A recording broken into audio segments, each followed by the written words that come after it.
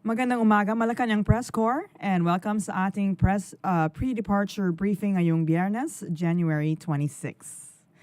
President Ferdinand R. Marcos Jr. is set to depart next week for a state visit to the Socialist Republic of Vietnam. Officials of the two countries are expected to have bilateral meetings and to sign agreements on maritime cooperation and agriculture, and to strengthen various areas of cooperation. We are joined today by Department of Foreign Affairs spokesperson, Undersecretary Maria Teresita Daza, and Assistant Secretary Aileen Mendiola-Rau to tell us more about the upcoming state visit of President Marcos to Vietnam. Good morning, Ambassador Daza and ASPAC Rau. Go ahead, ma'am. Good morning. A pleasant Friday to the Malacañang Press Corps and, of course, to the DFA Press Corps as well. President Ferdinand R. Marcos Jr. and First Lady Louise Reneta Marcos will be conducting their state visit to Vietnam on 29 to 31 January 2024 upon the invitation of His Excellency Vo Van Tung, President of Vietnam. It will be the first visit of the President to Vietnam since he assumed office in 2022. And it will also be the first outbound state visit for the year. The President and the First Lady will be joined by key cabinet members, including our Secretary of Foreign Affairs and members of his economic team.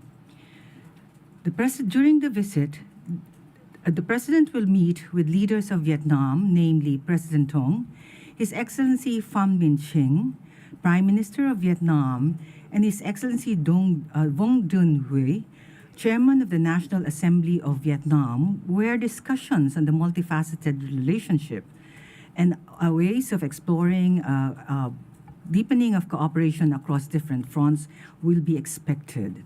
The President is also expected to meet with business sectors to promote trade and investment relations between the Philippines and Vietnam. And as expected, the President will also meet with the Filipino community, where he will highlight our friendly relations with Vietnam, as well as the contribution of our community in promoting a positive image of the Philippines in the country. There are about 7,000 Filipinos working and residing in Vietnam, and most of them are actually professionals. Allow me then to actually turn the mic to Assistant Secretary Rau, who will then discuss the significance of the visit. Thank you. Thank you. Thank you very much, Ambassador Daza, ma'am. Good morning, ladies and gentlemen of the Malacañang and the DFA Press Corps. As Ambassador Daza, our spokesperson, has mentioned that the President and the First Lady will be conducting their state visit to Vietnam from 29 to actually the 30th of January, not the 31st. This would be the first outbound visit of the President for this year. And we have selected Vietnam as the country because our relations with Vietnam have spanned for almost 50 years with the establishment of bilateral relations in 1976. As the Philippines' sole strategic partner in the ASEAN region, our ties have spanned across various areas of cooperation, including defense and security, maritime, agriculture, and people-to-people relations. Further to this, our two countries have actually set a goal of boosting our bilateral trade up to $10 billion in the coming years. Apart from meeting key government officials that Ambassador Daza has already mentioned, who have expressed their commitment to enhance bilateral trade with the Philippines, the President will meet the business leaders to encourage closer trade and investment cooperation between our two countries. The state visit is in line with the President's commitment to ensure food security in the country, noting that Vietnam has been a long-time partner and is committed to supporting the Philippines' rice requirement, among others. Thus, we expect that the visit of the President would involve an in-depth discussion on our agricultural cooperation. The state visit is also essential as the Philippines continue to stress the importance of ASEAN centrality by forging closer and stronger relations with fellow ASEAN member states. The President is also expected to tackle important regional and international issues with Vietnam in order to share views and perspectives, particularly on matters involving the ASEAN region. We consider that this visit of the President would be a significant milestone in our ever-evolving relations with Vietnam. Thank you. Thank you. Now we open the floor to questions from the press corps. Okay. Go ahead, Shona, you. Ma'am, could you tell us more about sa rice agreement ng Pilipinas at Vietnam? Okay. The Department of Agriculture and their counterpart in Vietnam is working on an agreement that will ensure the continued supply of rice to the Philippines.